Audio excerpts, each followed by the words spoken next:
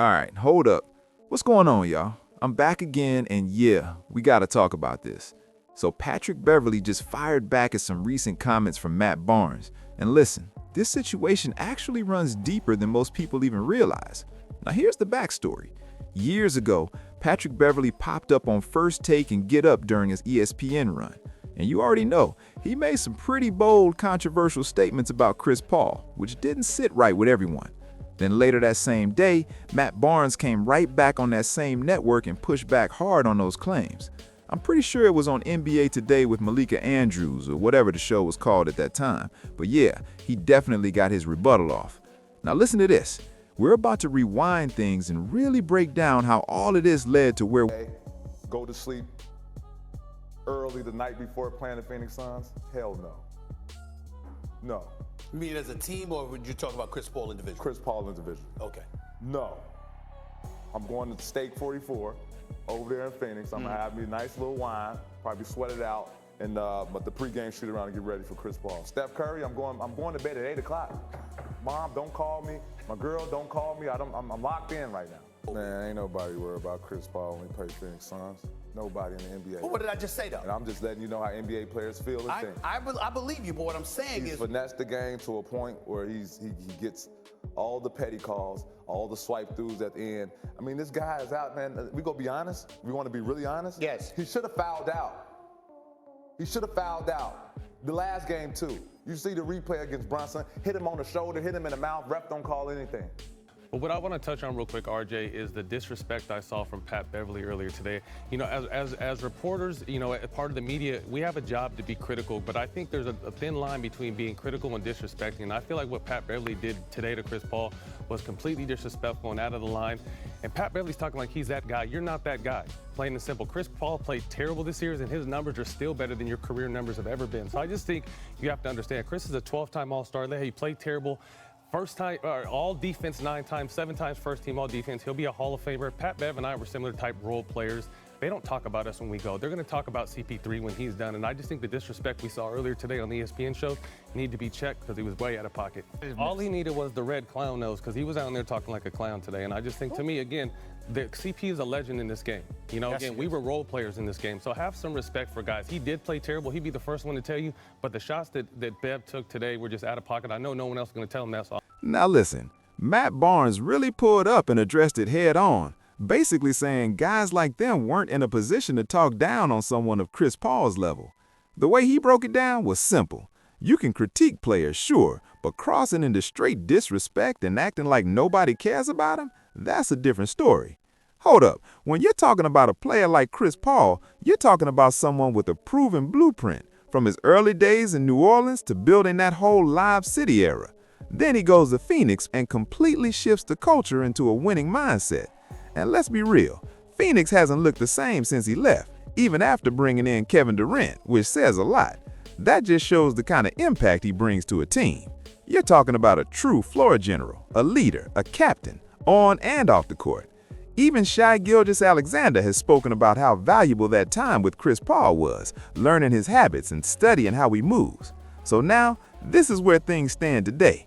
Let's take a look at what both sides are saying now. Players are talking about, and more just about Pat Bev's energy. I mean, this dude gets, yeah, I mean, he gets kicked off his own show and replaced on his own show. He goes through legal troubles, which you never really want to laugh about. I'm glad they were able to straighten the legal troubles out, but you get kicked off your own show. Yeah, you get kicked off your own show.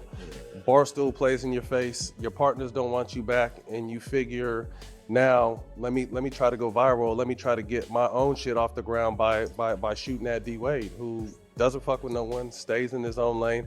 And I was glad D Wade said something. You know what I mean? Because D Wade is very non-confrontational. He's chilling. He's living his life. Yeah. He's a Hall of Famer. He doesn't need to do this. And now I saw Pat Bev switch the conversation to a three. He's not a three. Who gives a fuck if he's a three-point shooter or not? The motherfucker did it on the highest level. 3-time NBA champ. Averaged, 36 in the finals at one point. He's a finals MVP. You know, 11 or 12-time All-Star. And again, both James and D Wade, it's definitely a debate. But I think, you know, in my opinion, Wade gets the nod. But I think Pat Bev is doing what people hate about sports media, is you're trying to do the clickbait, you're trying to take shots at people to try to put yourself back in a spotlight that you lost. You know, you went away to play, then you got in some trouble, you get kicked off your own show. Yeah. I just, you know, and I've seen Pat, the one time I said something to Pat, he tried to say some slick shit about CP a while back, and I had to check him on ESPN. But overall, I think he has a lot of talent. He adds insight to it, but just don't become a Jason Shitlock. Don't try to rebuild your reputation or your platform by trying to shit on people. Matt, it's like you don't debate the debate. You feel me? You like to attack. Looks like character. Like every time I turn around, you got something to say about Pat Bev, bro. Like, and it's not debating a debate. It's, oh, he going through some legal troubles. That's weird. He lost his show. That's weird. Like, everyone knows that. That's clickbait. Like, that's clickbait shit, right? So I'm not Derek Fisher, bro. Like, bro, I am not Derek Fisher. Like, and you could take that left or you could take that right, however you want to take that. Like, bro, this ain't that. Like, you feel me? Like, I've never mentioned you, never spoke nothing about you, never said anything in anything I have to deal with media regarding you. Anytime I make a opinionated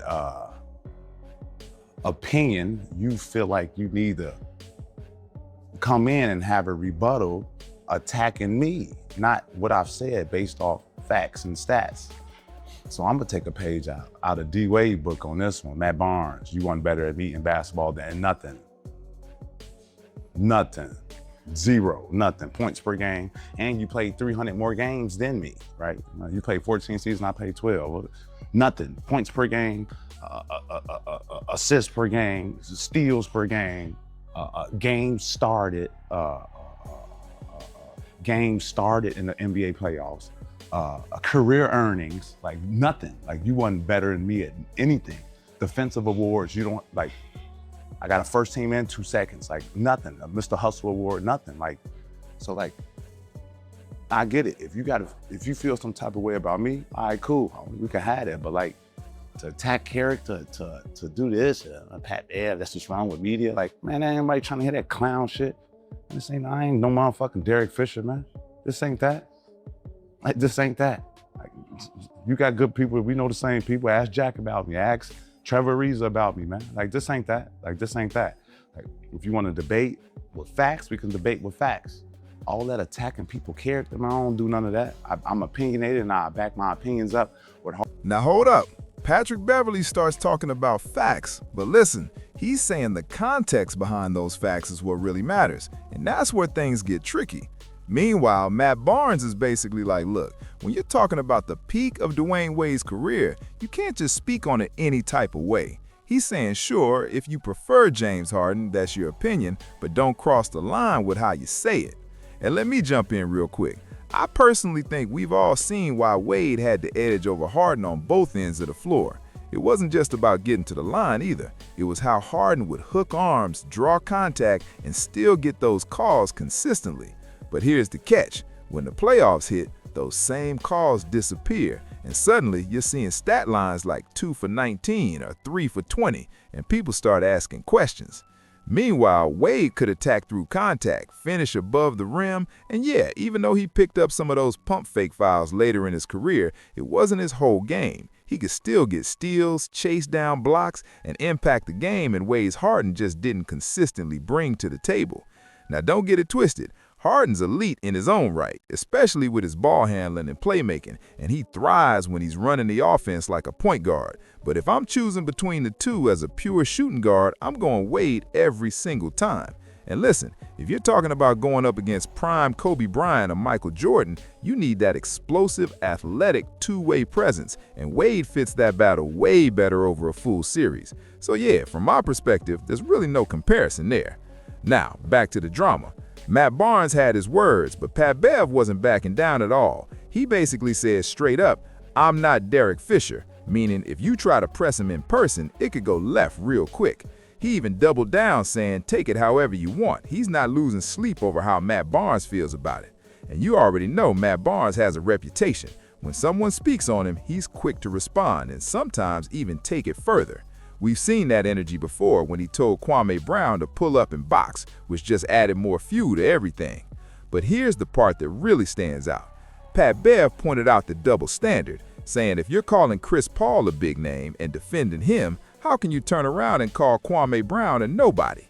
That's where it starts to feel